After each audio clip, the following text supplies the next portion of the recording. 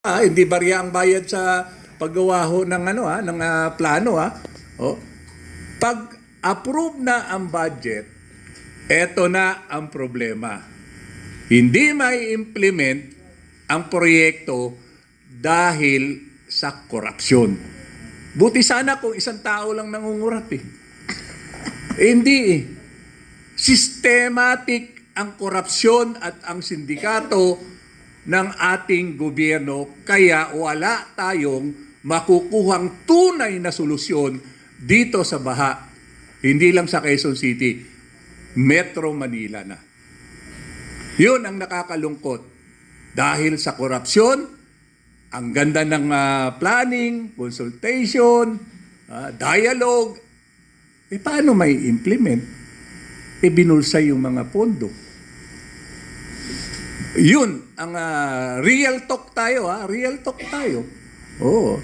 Kaya hanggat sila nananatili sa gobyernong ito, wala ho tayong makukuhang konkreto, totoong proyekto dito sa baha na problema natin. Kapeni, may follow-up question lang muna ako kay Tatay Rani, na oo, sabi niya 'di ba, ang napakahirap kasi parang pangporma lamang yung paghihingi ng budget, no?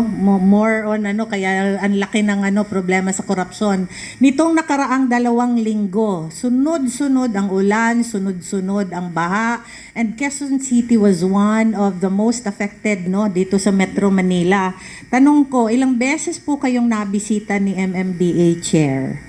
Yeah, in fairness sa kay MMDA Chair, yung kanyang pagbisita naman compliance report compliance yun para doon sa sinasabi nilang improvement ng amin. Identified yung mga flood-prone areas namin Identified din yung problema. Gaya dito sa project sa District 4. Yung San Juan River po namin.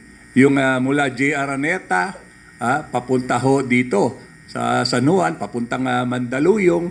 Kompleto po ang kanila hong systematic na pagbisita, yung pampoto ops.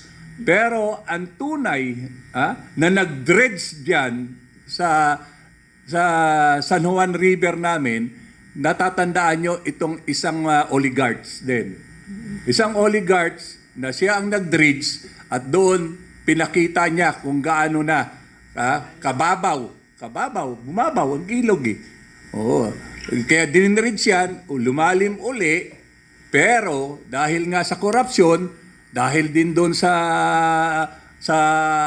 pagpaplano nila na mali, yung malawak na ilog, naging makipot, naging imbudo, nung nakaraang administrasyon, hindi nakaraang administrasyon, nakaraang taon, ngayon, nang bumabaha last year, nakita ito, kinorek ito, almost 700 million,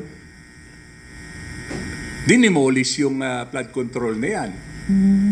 Ngayon, nandyan na naman ang baha. Nandyan pa rin ang baha. So, ibig ko po sabihin, hindi lang po sa pagpaplano, hindi lang po sa pagpapa-implement ang naging problema. Ang laking problema, yung kinukurakot nila ang pondo para sa proyekto.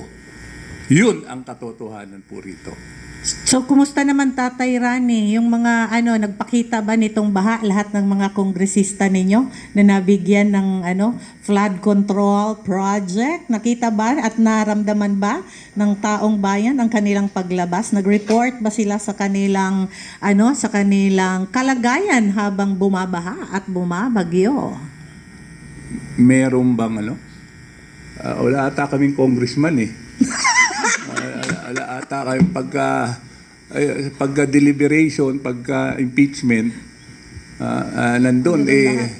Siyempre, alam naman nila na sila ay isa sa dahilan kung bakit bumaha dahil dito sa korupsyong ito, walang naglalakas loob na magpakita.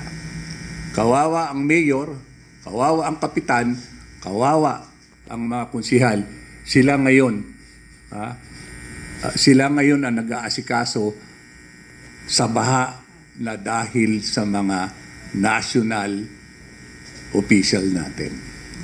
Ayan, Alam mo, gising-gising, no? Kaya ka, Penny, ikaw naman dapat gising-gising dyan, mga Alam mo, kongresista.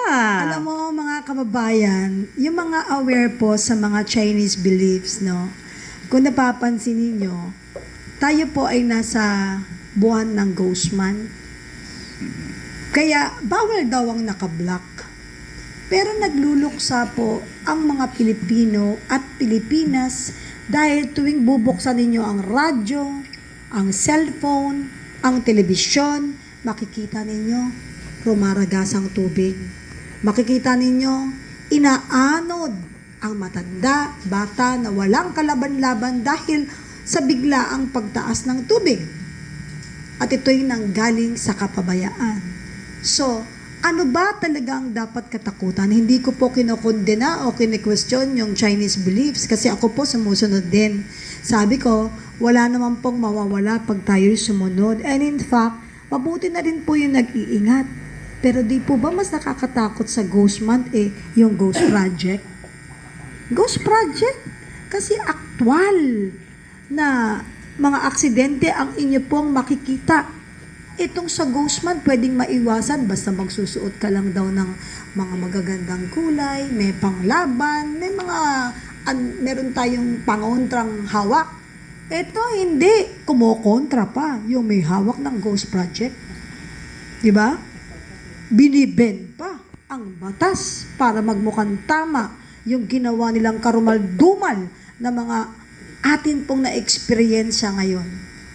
Pero nakalimutan po nila ang Diyos na siyang makapangyarihan sa lahat na iyuyog-yog ang lahat para lumabas ang katotohanan na meron po talagang kapabayaan, merong nanamantala, at meron talagang mga hayok sa autoridad at mga pera na habang naghihirap ang ating mga kababayan, siya namang nagpipiesta at naghahatian at nagkakaroon ng mga mali-maletang issue na talaga naman pong yung kung sino po yung nanawagan, nanindigan at isinigaw ang katotohanan, siya pa ang pinarusahan. Nasaan ang hustisya sa bayang Pilipinas?